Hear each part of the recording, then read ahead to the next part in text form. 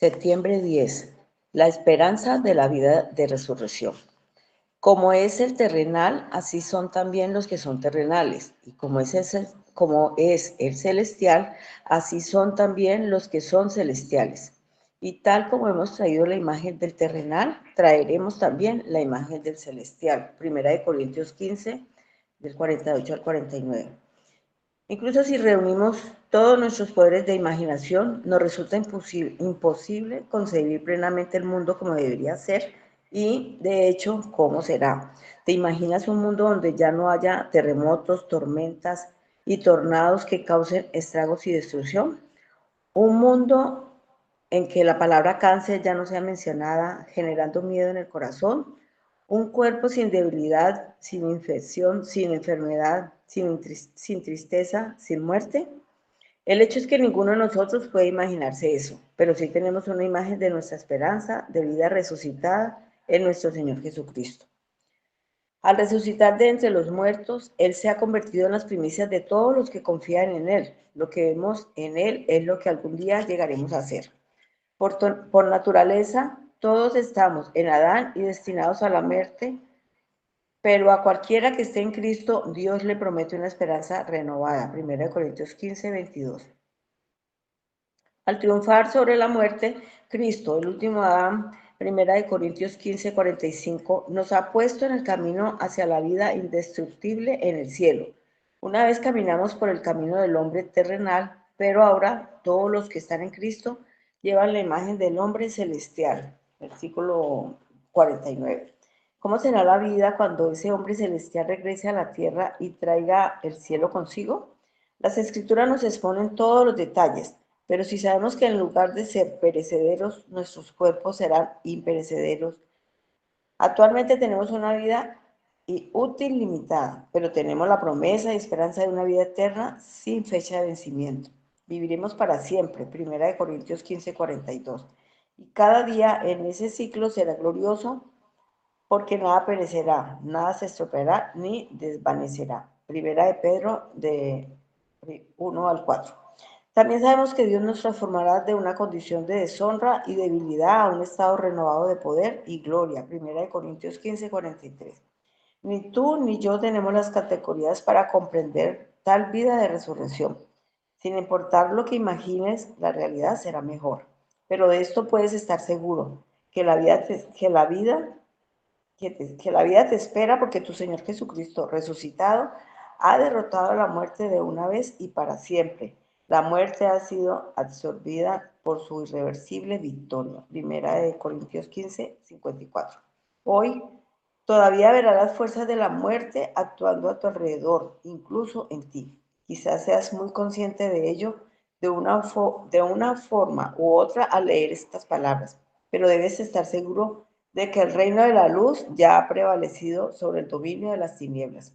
De hecho, tu ciudadanía ya pertenece al reino de la vida de resurrección.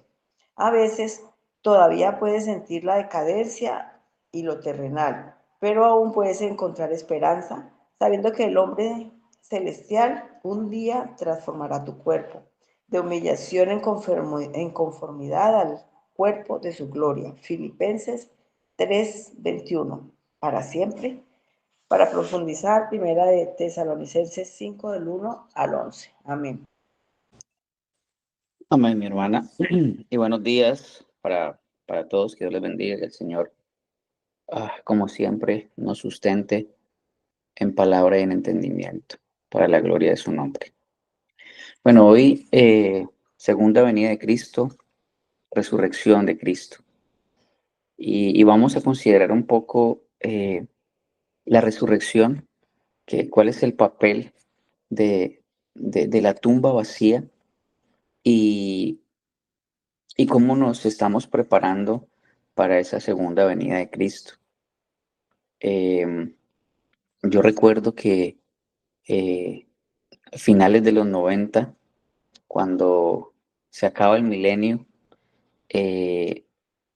me acuerdo mucho que en cada camión, en cada bus, en los puentes, en muchos lugares veía Cristo viene, Cristo viene, Maranata, Cristo viene. Y era una inundación de ese mensaje. Y, y bueno, llegó el milenio, lamentablemente falsos profetas y bueno, ya ustedes saben, bueno, no llegó porque lo estaban esperando eh, al fin del milenio y pareciera que, que como que no, que como que no, como que la iglesia se olvidó un poco de ese mensaje.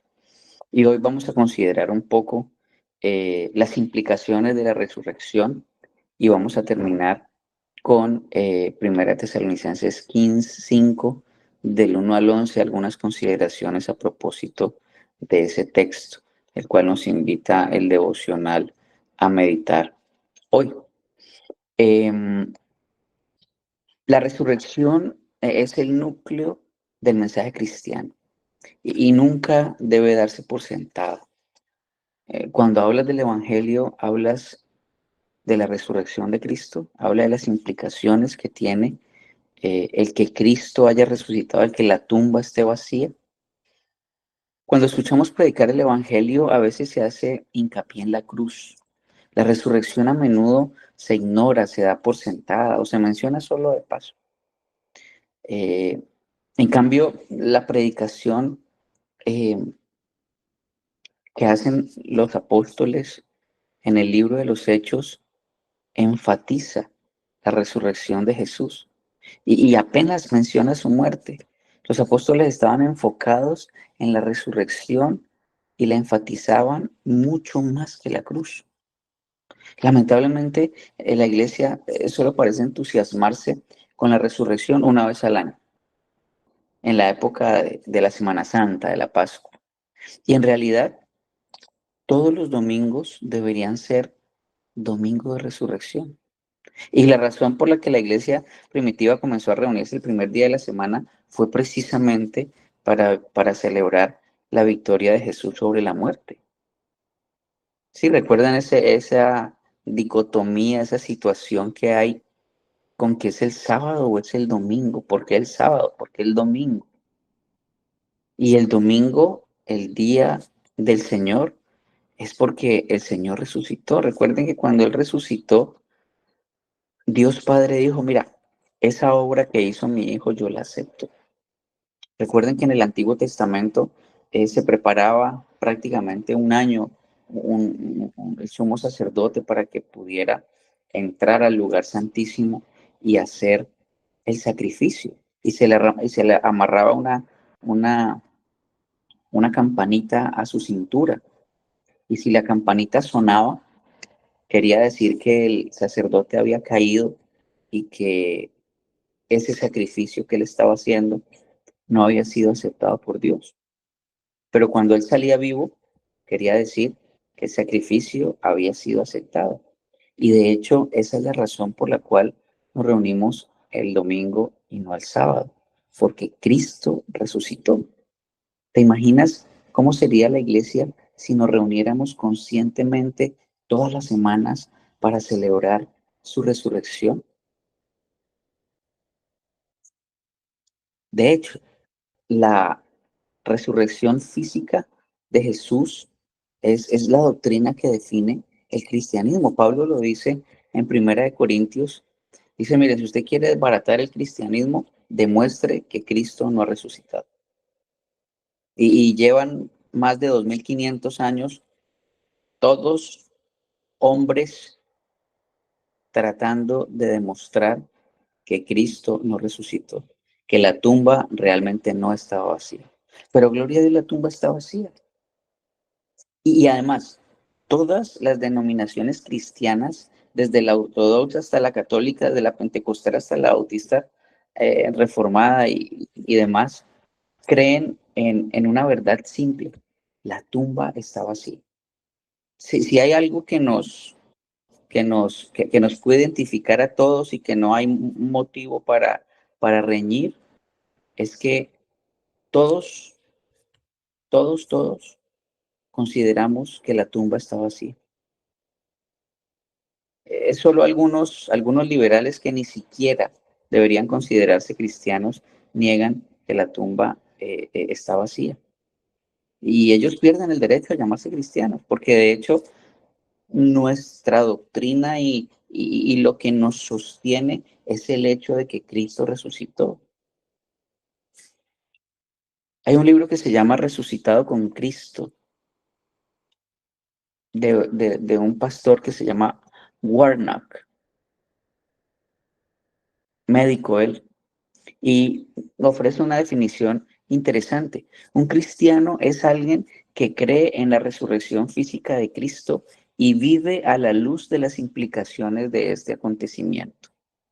Él define de esta manera a un creyente. Y obviamente, pues Pablo hace le pone como la cereza al pastel en Romanos 10:9. Si confiesas con tu boca a Jesús por Señor y crees en tu corazón que Dios lo resucitó entre los muertos, entonces serás salvo. Y estamos entendiendo que esto fue escrito poco después de que Cristo muere y, y estamos, y quienes están escuchando podrían morir, podrían ser apedreados, eran excluidos de la comunidad si decían esto. Entonces, el énfasis en la resurrección es primordial, primordial. De hecho, la resurrección muestra a todo el universo que Jesús es Dios y cuánto ha amado Dios a su Hijo. Dice Romanos 1:4, fue declarado Hijo de Dios con un acto de poder conforme al Espíritu de Santidad por la resurrección de entre los muertos. Es vital que en nuestros corazones esté todos los días, todos los segundos, todos los nanosegundos que Jesús ha resucitado. Nuestra fe es viva por cuanto Él vive. La resurrección de Jesús revela su verdadera naturaleza a todos los que lo verán. Dios lo exaltó a su diestra como príncipe y salvador para dar arrepentimiento y perdón de pecados. Hechos 5:30 y 31. De hecho, sin la resurrección no habría iglesia. Después del arresto y muerte de Jesús, los discípulos estaban perdidos, indefensos, asustados. Pedro negó a Jesús mientras que el resto huyó. Es difícil poder entender otra cosa que no fuera la resurrección de Jesús, que hubiera llevado a este grupo de personas desorganizadas, que lo negaron, que se fueron a esconder como ratas, que luego vinieran a compartir el mensaje de Jesús de tal manera que se convirtió en el movimiento religioso más grande jamás conocido por el hombre y dieron sus vidas por eso. O sea, no es normal, no es normal. En la iglesia no creó las historias de la resurrección. La historia de la resurrección creó la iglesia. Sin su confianza inquebrantable en la resurrección de Jesús, los discípulos habrían arriesgado todo y en muchos casos habían sido asesinados por su fe. La gente muere todo el tiempo por falsedades que ellos mismos creen genuinamente, que son ciertas. Sin embargo, es imposible creer que todos los discípulos murieran por algo que sabían que era un engaño deliberado. No es posible. Recuerden, cogieron a Jesús y ellos salieron corriendo, se escondieron, no querían que nadie los viera. Y unos días más luego, salieron y comenzaron, inclusive a los que lo mataron les dijeron, ustedes que asesinaron al Hijo de Dios, al Salvador, al Redentor, los mismos que lo habían llevado a la cruz. No, no, no es algo coherente. No es algo coherente. Ahora,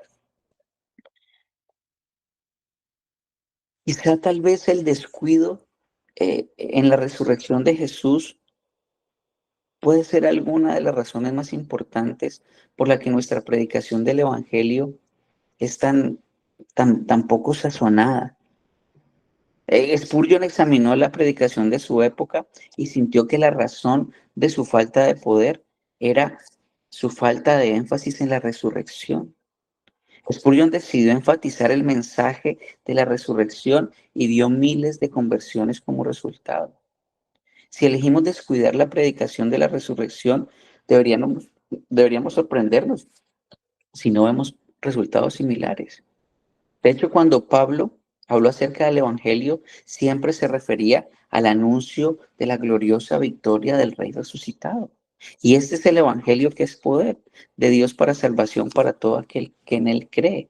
Romanos 1:16. Ahora, justificados. ¿Cómo fuimos justificados? Justificados pues por la fe. Y casi siempre que pensamos en justificados por la fe, nos vamos de manera instintiva hacia la cruz, donde pagó el precio por nuestros pecados. Pero si la justificación significa simplemente ausencia de culpa, entonces pues tenemos como un papel en blanco. Tenemos un papel en blanco. Tendríamos nuestra cuenta vacía. Y entonces tendríamos que pasar el resto de nuestras vidas preocupándonos por si volvemos a caer. Y Pablo nos dice lo contrario. Él, Jesús, fue entregado por causa de nuestras transgresiones y resucitado para nuestra justificación. Mi hermano, si hoy tú entiendes que ya no hay condenación para ti, a pesar de que quizá esta mañana al momento de levantarte pecaste, es porque Cristo resucitó. Es porque ese pecado que cometiste hace un rato, que cometí hace un rato, ya fue pagado en la cruz y fue contado para Cristo, y Cristo te entregó su justicia. Entonces, cuando Jesús resucitó, fue declarado justo, no solo carente de pecado, sino que encarnaba la santidad. El mérito de la perfección de Jesús superaba la deuda de nuestros pecados. Ahora el cristiano es considerado justo, no tanto como si nunca hubiera pecado, sino como si ya hubiera vivido una vida santa.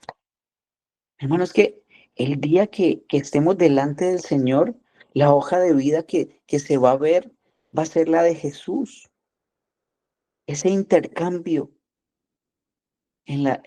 que se selló con la resurrección es lo que garantiza que tú y yo vayamos a estar eternamente en la consolación de su presencia.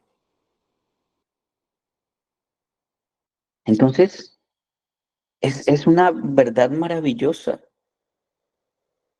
Y la invitación hoy es a comprender plenamente el gozo de la salvación. Jesús fue nuestro sustituto de obediencia durante su vida, nuestro sustituto de castigo en su muerte y nuestro sustituto de renacimiento en su resurrección.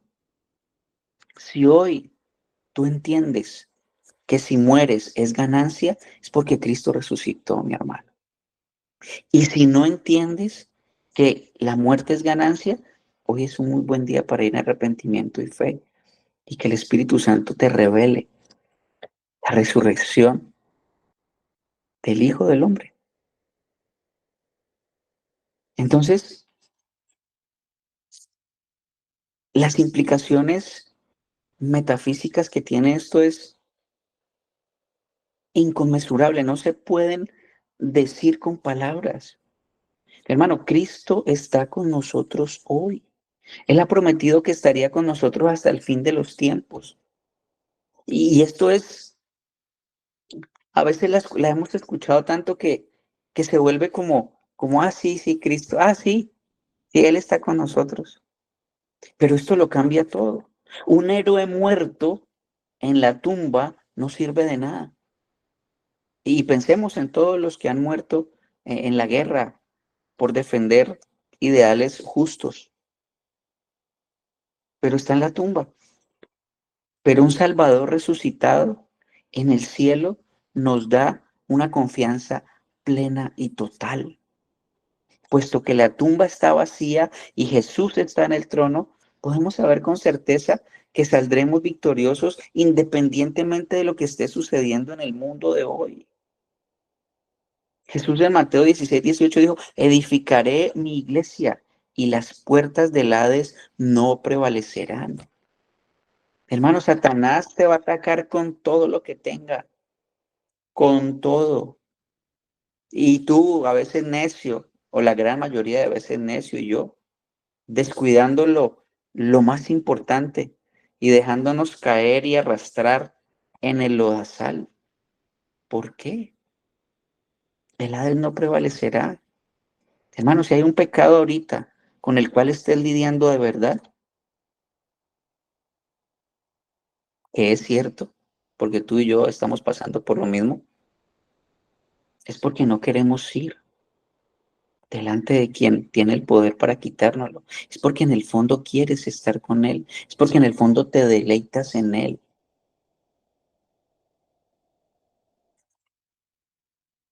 Y más aún, y sobre todo, hay una esperanza que va más allá de la tumba. Vivimos en un mundo quebrantado. En algún momento de nuestra vida debemos reconocer el dolor de la pérdida de un ser querido. Cuando Pablo dijo que no nos entristezcamos como lo hacen los demás que no tienen esperanza, 1 Tesalonicenses 4:13, no quiso decir que no experimentáramos tristezas, pero como Jesús conquistó la tumba, confiamos que un día nosotros también resucitaremos y ese que se fue también lo vamos a volver a ver.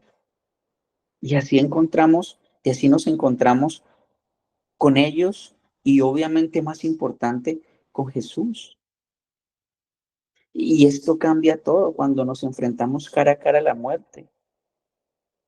Hermano, la resurrección de Cristo cambió absolutamente todo. El hecho que Él esté, que Él sea, cambia radicalmente, absolutamente todo.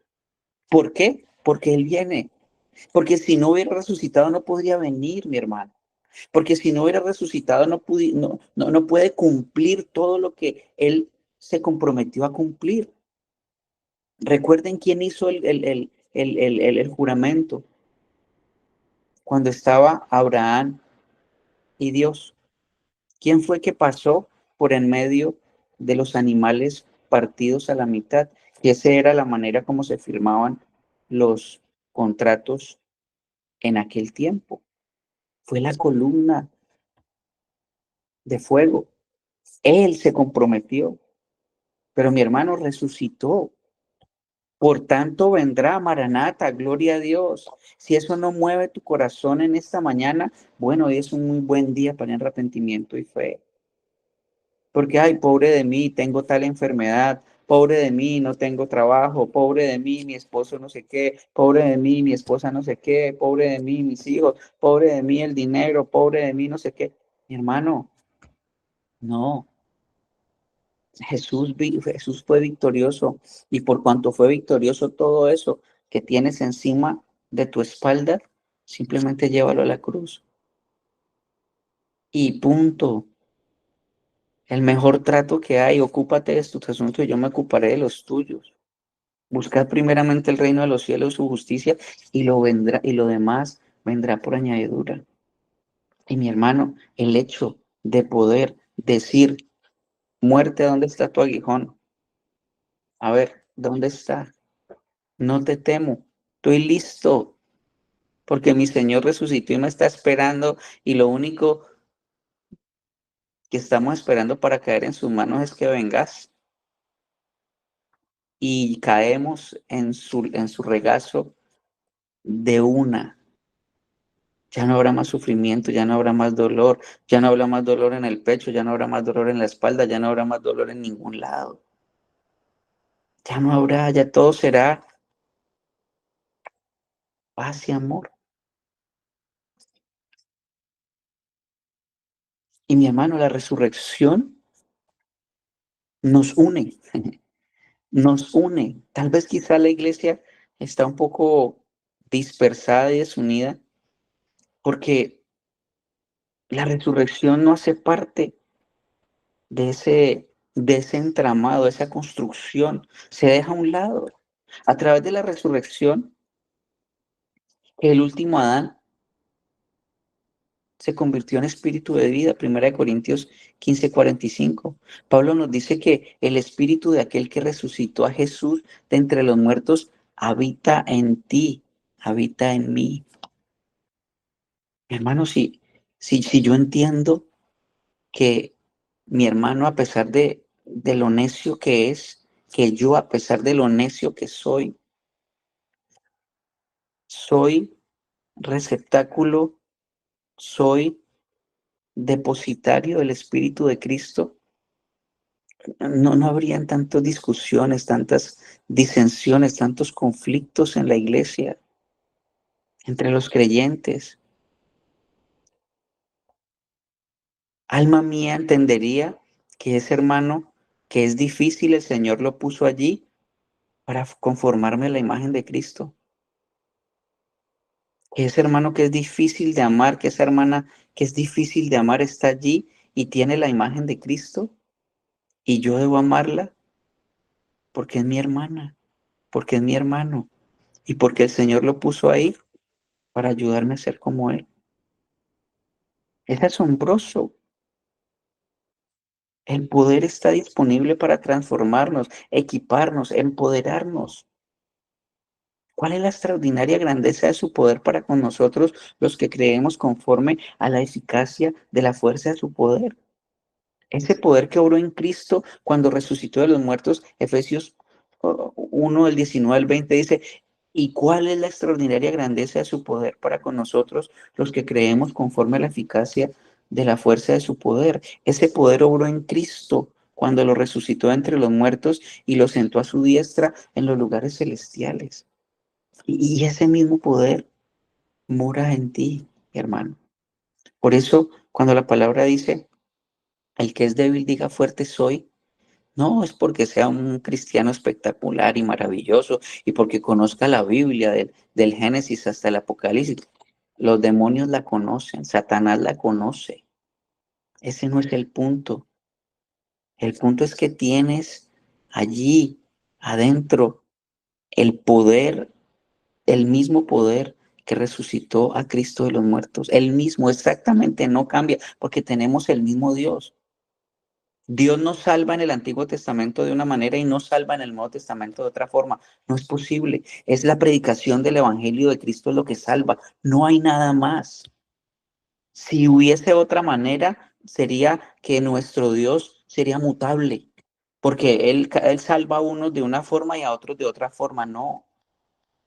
Desde el primero hasta el último, todos se van a salvar por la predicación del Evangelio de Cristo. Y ese poder está dentro de ti. Es decir, si ahorita tienes disensiones, problemas, discusiones, peleas, luchas, lo que sea, es porque quieres tenerlos, punto. Porque tienes todo el poder para que eso no ocurra. Al menos no como está ocurriendo ahora. Sí, claro, vamos a caer, sí, obviamente. Pero con la misma piedra todos los días, la misma discusión todos los días, la misma pelea todos los días, cada semana, cada mes, cada año. No, no. Ahora, debido a la resurrección, podemos saber que Cristo vendrá, que Cristo aparecerá allá, como dice su palabra, en las nubes, para juzgar y gobernar al mundo. Es una fuente de gran alegría para el cristiano que Jesús regrese, pero también debe causar gran preocupación a quienes viven alejados de Él. y gran preocupación en nuestros corazones, porque esos familiares que no lo conocen la van a pasar mal toda la eternidad. Esos vecinos que no lo conocen lo van a pasar mal por toda la eternidad. Tus hijos, tu esposo, tu esposa, lo van a pasar mal por toda la eternidad. Y el hecho de que Cristo haya resucitado es la prueba fehaciente de que Él viene. ¿Cuándo? Pues ahorita vamos a verlo. 28 de diciembre del 2066. Mentiras. No, no sabemos. Y si alguien viene a decir que viene en 4 años, en 3 años, en 5 años, déjelo hablando solo. O si tiene el chance, preséntele el Evangelio. Porque la palabra dice que no sabemos. O Cristo viene o nosotros vamos a su presencia, punto.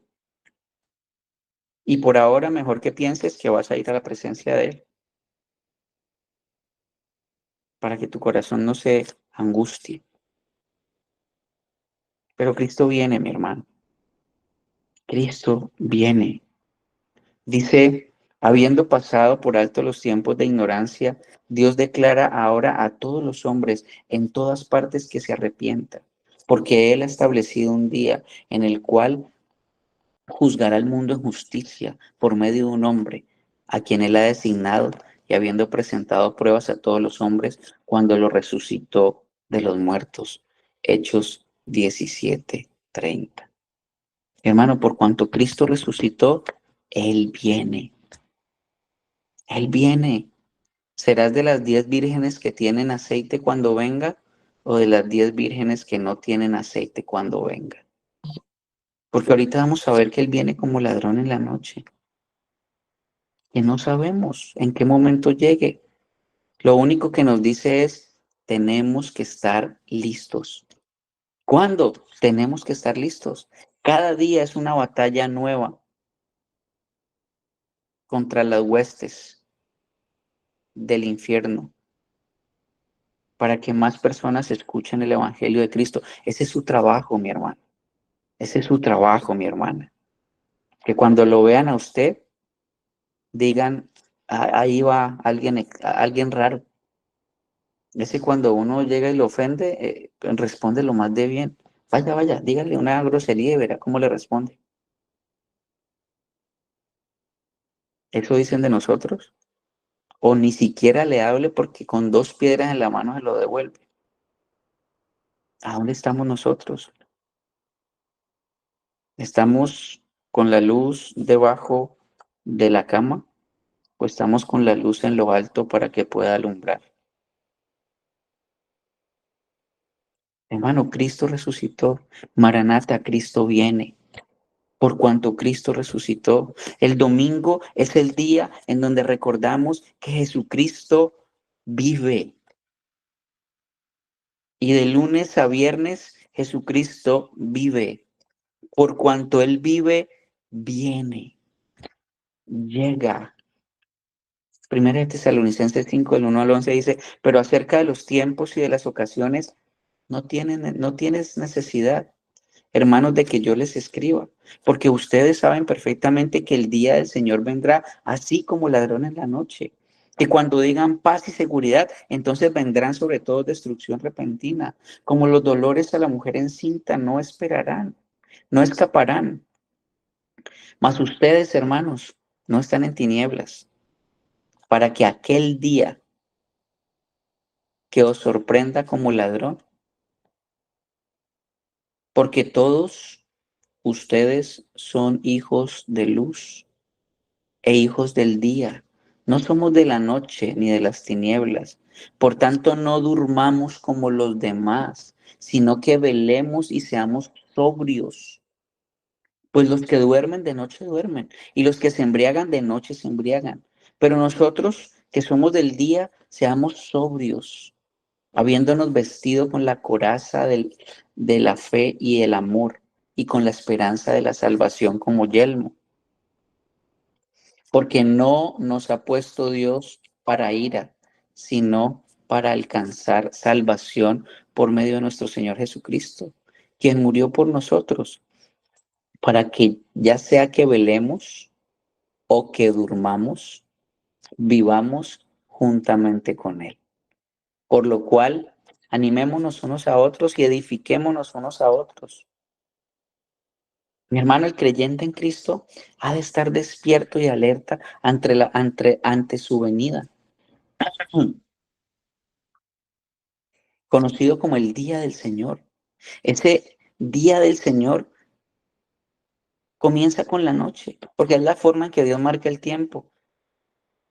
Cuando habla en Génesis, y este fue el día, y la tarde y la mañana, el primer día, y así sucesivamente. Pero vamos avanzando hacia la luz. La segunda venida de Jesús conducirá a la implantación, a la consumación del reino, porque hoy Él reina. Sí, claro, no pareciera, pero Él reina, porque está en control absolutamente de todo lo que ocurre, absolutamente de todo. Acerca de los tiempos y las ocasiones, no tenéis necesidad de que yo los escriba. Estos tiempos y ocasiones no son propiedad de la iglesia. La iglesia está esperando una persona y esa persona es Cristo. Y aquí la palabra tiempo es cronos. Los tiempos o la cronología, mi hermano, no se desgasten en eso. No se desgasten en hacer cuentas y tantos años y entonces y entonces sí, viene en el 2030. No, para nada, en absoluto. Eso no es el llamado que tenemos. No es el llamado que tenemos. Lo que nos está diciendo acá es que viene, es que hay un regreso. Dice Hechos 1:6-7. Entonces, los que habían reunido allí le preguntaron, Señor, ¿restaurarás el reino de Israel en qué tiempo? Y él les dijo, no les toca a ustedes saber los tiempos y las sazones que el Padre puso en una sola potestad. Hermano, por favor, a veces nos desgastamos escuchando prédicas de, de, de, de personas que tú sabes que te están diciendo mentiras, pero aún así las escuchas. Viene el 28 de diciembre del 2000, no sé qué. No existe una fecha, no existe un día. Solamente existe el día de. ¿Cuándo? El día que el Señor lo determine. Porque vosotros sabéis perfectamente que el día del Señor vendrá, así como ladrón en la noche. Mire lo que dice Joel 3:14. Muchos pueblos en el valle de la decisión, porque cercano está el día de Jehová.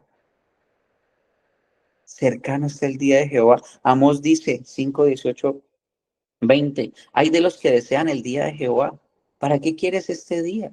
Será de tinieblas y no de luz, como el que huye delante del león y se encuentra con el oso más adelante, o como si entrara en casa y apoyara su mano en la pared y la culebra lo muerde. ¿No será el día de Jehová tinieblas y no luz, sino oscuridad? Dice Sofonías, he aquí yo os envío el profeta Elías antes de que venga el día de Jehová grande y terrible. Y será grande y terrible no para nosotros, para el mundo, para todo aquel que no cree. Porque ese día Apocalipsis dice que Él viene con una espada en su boca.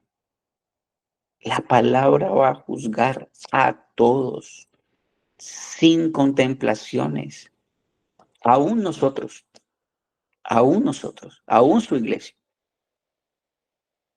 Y esta es la voluntad del Padre que me envió, que de todo lo que me diere no pierda yo nada, sino que lo resucite en el día postrero. Y esta es la voluntad del que me ha enviado, que todo aquel que ve al Hijo y cree en Él tenga vida eterna, y yo lo resucitaré en el día postrero. Hermano, ¿qué más tranquilidad que esa? La muerte es lo que más nos asusta a este lado de la eternidad. Pero ya Él resucitó y por cuanto Él resucitó, Él viene, mi hermano. No os dejéis mover fácilmente de nuestro modo de pensar, ni se conturben. ni por espíritu, ni por palabra, ni por carta, como si fuera nuestra, en el sentido de que el día del Señor está cerca. Mi hermano, mi hermana, el Señor vendrá. ¿Cuándo? No sabemos. El libro del Apocalipsis nos da muchos visos, muchas guías. Daniel nos da guías. Pero el punto no es las guías, el punto es que viene, el punto es que ya venció y nosotros pertenecemos al ejército vencedor.